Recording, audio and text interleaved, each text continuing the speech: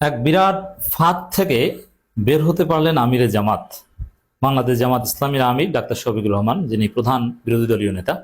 আল্লাহর কাছে হাজার শুকরিয়া, এই জামাতকে এক মহাধ্বংসের হাত থেকে বাঁচানো গেছে। কিন্তু এর দায় জামাতের বর্তমান আমির ডাক্তার শফিকুর রহমান এড়াতে পারে না, এর দায় পুরোটাই তার। দর্শক, এক বিশ্ব বাটপাড়ায় ফাঁদে পড়েছিলেন আমিরে জামাত। আমরা সতর্ক করেছি, উল্টো আমাদেরকে সতর্ক করেছেন। অনেক নেতা আমির জামাতের আশেপাশে যারা থাকেন তারা আমাদেরকে বুঝিয়েছেন যে না, তিনি কি একদম কিছু বুঝেন না, তোমরা এটা নিয়ে বাড়াবাড়ি করো। দর্শক, কথা বলছি আমির জামাতের সেই পররাষ্ট্র উপদেষ্টা, কথিত প্রফেসর, ভুয়া পিএইচডি মাহমুদুল হাসানকে নিয়ে। তো দর্শক, এই লোক জামাতের বড় ক্ষতি অলরেডি করে ফেলেছে। জাতির সামনে আমিরে জামাতকে বিরোধী দলীয় গৃহপালিত নেতা হিসেবে উপস্থাপন করেছেন এই বাটপার মাহমুদুল হাসান, এবং এর দায় পুরোটাই আমিরে জামাতের। তিনি এই ক্ষেত্রে ব্যর্থ এবং এর দায় তাকে নিতে হবে। শুধু এই দায় না, অনেক দায় ডাক্তার শফিকুর রহমানকে নিতে হবে। তিনি যদি নিজের ভুল সংশোধন না করেন তাহলে সামনে তার কঠিন পরিস্থিতি আসবে। হ্যাঁ, তিনি জামাতকে অনেক বড় সংগঠন করেছেন, আকাশচুম্বী উচ্চতায় নিয়েছেন, ইতিহাসের শ্রেষ্ঠতম পর্যায়ে জামাত আছে। কিন্তু আমির জামাতের একটা দায়, তার কিছু নীতির কারণে জামাত তার মূল শক্তি রুহানিয়াত হারিয়েছে। সেই জায়গা থেকে জামাত অনেক দূরে চলে গিয়েছে। দেখেন, জামাত একটা রুহানিয়ত ভিত্তিক, একটা তাকওয়া ভিত্তিক সংগঠন। এখানে বাটপার অথবা টাকা পয়সা দিয়ে হোক, যেভাবে হোক, বাটপার, অসৎ লোক, ধর্ষক, এদের কোনো স্থান জামাতের চতুর্সীমানায় হতে পারে না। কিন্তু জেনে শুনে এরকম একজন বিশ্ব বাটপার, একজন ধর্ষককে, একজন প্রতারককে আমিরে জামাত তার উপদেষ্টা হিসেবে নিয়োগ দিয়েছেন। আপনি চিন্তা করেন এই পদটার ভার কত। আমিরে জামাতের উপদেষ্টা।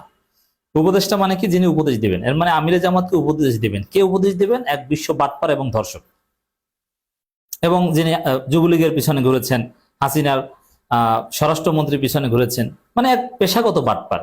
জেনে শুনে এরকম একজন লোকের কাছ থেকে উপদেশ নিবেন, এরকম একজন লোক হচ্ছে উপদেষ্টা। এই সংগঠনের রুহানিয়ত বলতে কিছু থাকে? জামাতের রুহানিয়ত ধ্বংসের দায় নিতে হবে ডাক্তার শফিকুরকে। তিনি এই দায় এড়াতে পারে না। কারণ এই মাহমুদুল হাসান এর যে গোমর সব ফাঁস হয়েছিল, পত্রিকার কাটিং, প্রয়োজনীয় তথ্য প্রমাণ সবকিছু আমরা উপস্থাপন করেছিলাম লিখিতভাবে। আমরা তো ভিডিও বক্তব্য দিই, এছাড়া লিখিতভাবেও জামাতকে জানানো হয়েছিল যে আপনি যাকে পররাষ্ট্র উপদেষ্টা বানিয়েছেন তার অবস্থা হচ্ছে, কিন্তু সেটা কানে নেয় নাই। এবং তখন এগুলো অস্বীকারও করে নাই। তখন জামাত আমাদেরকে বুঝিয়েছিল যে তিনি বেতনভুক্ত উপদেষ্টা, অতএব এটা সমস্যা না।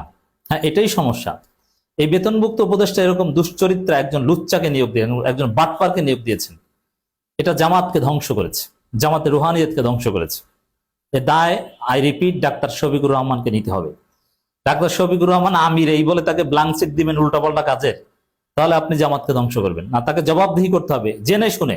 এরকম যদি হতো না, তিনি যে বাটপার এটা জানতেন না, কিন্তু যাতে তাকে জানানো হয়েছে, লিখিতভাবে তথ্য প্রমাণ দেওয়া হয়েছে, তারপরে সেটা আমলে নেননি। এর মানে ইচ্ছাকৃতভাবে আপনি সংগঠনের রুহানিয়ত ধ্বংস করেছেন, একজন ধর্ষককে প্রশ্রয় দিয়েছেন।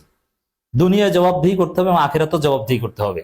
এই সংগঠনের রুহানিয়ত ডাক্তার শফিকুর রহমান ধ্বংস করছেন। এই জন্য তো কি করেছেন? এই উদাসীনতার জন্য এখন কি হয়েছে দেখেন। আপনারা দেখেছেন, আমি আলোচনা করেছিলাম যে আমিরে জামাত নাকি চিঠি দিয়েছেন ডক্টর খলিলুর রহমানকে, পররাষ্ট্রমন্ত্রীকে, যে তার এই পররাষ্ট্র উপদেষ্টা সাবেক, তাকে মন্ত্রীর মর্যাদায় পররাষ্ট্র মন্ত্রণালয়ে নিয়োগ দেওয়া হোক। তাতে কি হবে? পররাষ্ট্রনীতির ভারসাম্য আসবে, অমুক তমুক ইত্যাদি ইত্যাদি। এখন এইটার ব্যাখ্যা কি দাঁড়িয়েছিল? যে ডাক্তার শফিকুর রহমান পররাষ্ট্রমন্ত্রী, যেই মন্ত্রীর পদত্যাগের দাবিতে আন্দোলন করেছে জামাত, সেই মন্ত্রীর কাছে এখন চাকরি চায়, মন্ত্রী মর্যাদায় তাও। এর অর্থ বিরোধী দলীয় গৃহপালিত নেতা। অলরেডি এটা এস্টাবলিশড হয়ে গেছে, মানুষ সিসি করছে জামাতকে। যেটাকে ডাক্তার শফিকুর রহমান কি, এটা তো একটা স্রেফ শেষরামি। যে খলিলের পদত্যাগের দাবিতে জামাত বিক্ষোভ করলো, তাকে গ্রেপ্তারের দাবি করলো, এখন তার কাছে চাকরি চায়, সুপারিশ করে, এটা কোনো কথা? অলরেডি কিন্তু এটা এস্টাবলিশড হয়ে গিয়েছে। কিন্তু কিছুক্ষণের মধ্যেই খবর বেরোলো যে না, আসলে আমিরে জামাত ওই চিঠি দেননি। আমিরে জামাতের সেই বিশ্ববিখ্যাত বাটপার, অনেক গারল জামাতিদের প্রিয় পাত্র এই মাহমুদুল হাসান, এই ভুয়া প্রফেসর, ভুয়া পিএইচডি মাহমুদুল হাসান। এখনো কিছু জামাতের গরু ছাগল মার্কা গারল আছে, এরা বলে যে এর নাকি অনেক লিঙ্ক লোবিং আছে, এ পররাষ্ট্রনীতিতে বাল করছে, সাল করছে, এগুলো এই গরুগুলো কিচ্ছু জানে না, এ কিচ্ছু করতে পারেনি, এ পুরো বাটপারি করে নিজের আঁকড়ে কুচিয়েছে। এর কোনো লিঙ্ক লবিং এর কিচ্ছু নাই। এটা সব সাবেক শিবিরদের বা অটো জামাত যে অটো ফোকাস পেয়েছে। এখানে আওয়ামী লীগ নাই, এখানে বাংলাদেশের দল জামাত এবং বিএনপি, সেখানে জামাত তো গুরুত্ব পাবেই। এগুলোর ফাও ক্রেডিট নেই। যে একটা কথা আছে না, হুরে বগ মারে কবিরাজের কেরামতি বাড়ে। তো এই এই ভুয়া কবিরাজ হচ্ছে এই মাহমুদুল হাসান, এই স্রেফ বাটপার এক কিসিমের একজন লোক। এই এক ধরনের জামাতি একটা সিন্ডিকেট তাকে এই চাকরির ব্যবস্থা করেছে। এখন দেখেন কি ডুবিয়েছে। ভাগ্য ভালো আল্লাহ জামাতকে ক্ষমতায় আনেনি, জামাতকে ক্ষমতায় আনলে এই বাটপার গুলো জামাতকে ডুবাতো। এখন তাহলে কি ঘটনা হচ্ছে যে আমিরে জামাত ডক্টর খলিলুর রহমানের কাছে কোনো চিঠি দেন নাই, তবে চিঠি দেওয়া হয়েছে এটা ঠিক, সেটা আমিরে জামাতের নামে দেওয়া হয়েছে এটাও ঠিক, কিন্তু সে চিঠি দিয়েছেন সে বাটপার মাহমুদুল হাসান। তা মাহমুদুল হাসান তার নাম মাহমুদুল হাসান না কোন কি জানো আর কি। তো এই বাটপার চিঠি দিয়েছেন। তবে আমিরে জামাতের সাথে নাকি আলোচনা করেছিলেন, তবে মন্ত্রী মর্যাদায় চাকরি এতে নাকি আমিরে জামাত সম্মতি দেন নাই। কিন্তু ঠিক আছে, একটা চাকরি দরকার, এই জন্য আমিরে জামাত যাতে সুপারিশ করে, এই সুপারিশে নাকি রাজি হয়েছিলেন। জাস্ট ওই মৌখিক সম্মতিকে কাজে লাগিয়ে লিখিত চিঠি দিয়েছেন এই মাহমুদুল হাসান ডক্টর খলিলুর রহমানের কাছে, আর পুরো জামাত ডুবলো তাতে। মানে ঘটনা হচ্ছে তার চাকরি দরকার, যেহেতু আমিরে জামাতের ওই পদে তাকে রাখবেন না, চাকরি দরকার, যে চাকরির জন্য আমিরে জামাত সুপারিশ করতে চেয়েছিলেন। এই হচ্ছে ঘটনা। আর এটাকে কি বানিয়েছে দেখেছেন, আর মিডিয়া কিভাবে জামাতের বিরুদ্ধে খেলে দিল। তো এই যে পুরো পরিস্থিতি, মিডিয়া জামাতের বিরুদ্ধে খেলে দিল, এর পুরো দায় ডাক্তার শফিকুর রহমানকে নিতে হবে। এটা জেনে শুনে ডাক্তার শফিকুর রহমান এই ভণ্ডামিটা করলেন। এবং এটা কিছু মানুষের আছে না, কিছু ঘাট তারামি, যে প্রমাণিত সত্য কিন্তু সরাবেন না বা সিন্ডিকেটের কবলে পড়েছে, এটা ডাক্তার শফিকুর রহমান জেনে শুনে করেছেন। এই দায় থেকে তিনি মুক্ত হতে পারেন না। দুনিয়ায় যদি আমিরি ক্ষমতা ব্যবহার করে পার পান, আল্লাহর কাছে আপনি এর জবাব দিতে পারবেন না। আপনি একজন ধর্ষককে আমিরে জামাতের মতো একটা মহান পদের উপদেষ্টা বানিয়েছেন, আল্লাহর কাছে আপনাকে জবাবদিহি করতে হবে। আমি জাস্ট এতটুকু বললাম। তাকওয়া থাকলে আপনি আল্লাহর কাছে ক্ষমা চান এবং আমাদের কাছে ক্ষমা চান। অনেকে বলেছিলেন আমাদের কাছে যে হ্যাঁ, আমিরে জামাতের উপদেষ্টার বিরুদ্ধে আপনারা এই বলেন, গালাগালি করেন, আমিরে জামাতের চাইতে বেশি বুঝেন, তার পছন্দ অপছন্দ তার চাইতে বেশি বুঝেন। এখন দেখেছেন বেশি বুঝি না বুঝি? অবশ্যই বেশি বুঝি, কারণ এই যে বাটপার এটা আমরা আগেই বুঝেছিলাম, আর এখন আমিরে জামাত বুঝছেন এটা। তো যখন বুঝতে পারছেন তখন তাকে উপদেষ্টা পদ থেকে সরিয়ে দিয়েছেন। সরিয়ে দিয়ে ব্যারিস্টার মীর আহমদ বিন কাসেম এমপি তাকে পররাষ্ট্র উপদেষ্টা পদে নিয়োগ দিয়েছেন। তার মধ্যে কিন্তু ঘটনা ঘটে গিয়েছে, টের পেয়েছে, এখন তাকে সরিয়ে দিয়েছেন। অথচ এটা সরিয়ে দেওয়ার কথা ছিল মোহাম্মদ ইশরাক। আমরা যখন এটা নিয়ে তীব্র প্রতিবাদ করেছিলাম যে এরকম একজন ধর্ষক, বাটপার এবং ভুয়ো পিএইচডি, ভুয়ো প্রফেসর, তিনি কিছুতেই আমিরে জামাতের উপদেষ্টা হতে পারেন না, তখনই তাকে সরিয়ে দেওয়া উচিত ছিল, কিন্তু দেন নাই। 2 দিন প্রতারণা করেছিলেন। কি ছবি থেকে ক্রপ করে গণমাধ্যমে ছবি পাঠাতেন পররাষ্ট্র মানে ডিপ্লোম্যাটিক মিটিং এর, যেমন একটা ভাব যে না তাকে তো সরিয়ে দেওয়া হয়েছে, অথচ সরিয়ে দেওয়া হয়নি। এই যে ক্রপ করে মাহমুদুলকে আলাদা করে দেওয়া, এটাও ছিল একটা প্রতারণা আমিরে জামাতের অফিসের। এই প্রতারণা করেছে, তা এর শাস্তি তো পেতে হবে। রুহানিয়ত ভিত্তিক একটা সংগঠনকে এভাবে প্রতারণার একটা বিষয়বস্তুতে পরিণত করেছে।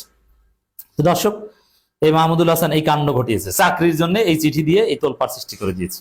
অথচ আমিরে জামাত এটার অনুমতি দেননি, তিনি চিঠি লেখেননি, কিন্তু নাম হয়েছে তার। অবশ্যই দায় আমিরে জামাতকে নিতে হবে। এখন এই যে বাটপার, এই বাটপার মাহমুদুল এ চাকরির জন্য রেকমেন্ডেশন চায়, আবার নামের পিছনে লাগায় প্রফেসর। আরে বাটপারের ঘরের বাটপার, শালার বেটা শালা, তুই যদি প্রফেসর হও তুই প্রফেসর গিরি কর, তুই এখন আবার চাকরি খুঁজিস কেন পররাষ্ট্র মন্ত্রণালয়ে? তুই এত বড়, তুই আমির জামাতের রেকমেন্ডেশন চাও কেন? তুই নিজের যোগ্যতায় প্রফেসর গিরি কর, কচুর প্রফেসর। কোথাও কোনো চাকরি, এর কোনো খাওয়া নাই। জামাতকে ভুলভাল বুঝিয়ে, জামাতের একটা সিন্ডিকেটকে টাকা পয়সা খাওয়াইয়ে আমির জামাতের উপদেষ্টাগিরি করেছে এবং হুরে বগ মারে কবিরাজের কেরামতি নিয়েছে। আসলে বাটপার কিছুই না, বুঝতে পারছেন? তা আমরা যারা সমালোচনা করি, এটা জামাতের জন্য যে ব্লেজিং, এটা যে রহমত, দেরিতে হলেও অনেকে আশা করি বুঝতে পারছেন। তো দর্শক, যে ক্ষতি করেছে এটা অপূরণীয়। অলরেডি জামাত অনেকটা গৃহপালিত বিরোধী দল সুলভ একটা ট্যাগ পেয়ে গিয়েছে এবং মিডিয়া অসাধারণভাবে এটা খেলে দিয়েছে। এবং দেখেন, আমিরে জামাতের দায় কেন নিতে হবে তার আরেকটা যুক্তি দিয়ে শেষ করছি। এই বাটপারকে আমিরে জামাত সরিয়ে দিয়েছেন, নতুন একজন পররাষ্ট্র উপদেষ্টা নিয়োগ করেছেন, এটা গোপন করা হয়েছিল। তো এটা গোপন করার ফলেই কিন্তু এখন এই কাণ্ডটা ঘটাতে পেরেছে এই মাহমুদুল। যদিও গোপনে পররাষ্ট্র সচিবকে জানানো হয়েছিল যে আমার উপদেষ্টা কিন্তু এই লোক এখন আর নাই, এটা পররাষ্ট্র সচিবকে জানানো হয়েছিল, ইটস ট্রু। কিন্তু গোপনে কেন? এই গোপন গোপন খেলা বাদ দেন।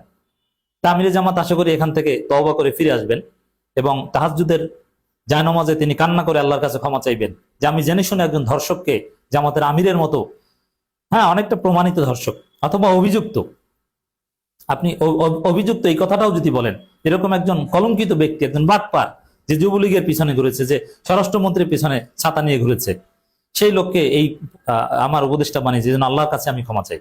আমি ডাক্তার শফিকুর রহমানকে অ্যাটলিস্ট আল্লাহর কাছে ক্ষমা চাওয়ার পরামর্শ দিচ্ছি, নইলে আল্লাহর কাছে জবাবদিহি করতে হবে। এই বাটপারের ড্রেস সেন্স দেখলে আমার বমি আসে। মানে কি বিশ্রী ড্রেস! এই লোক কিভাবে উপদেষ্টা হয়? এই লোকের যে কোনো মেধা জ্ঞান কিছু নাই, এটা তো চেহারা দেখলেই বোঝা যায়। থার্ড ক্লাস ইতর কোথাকার।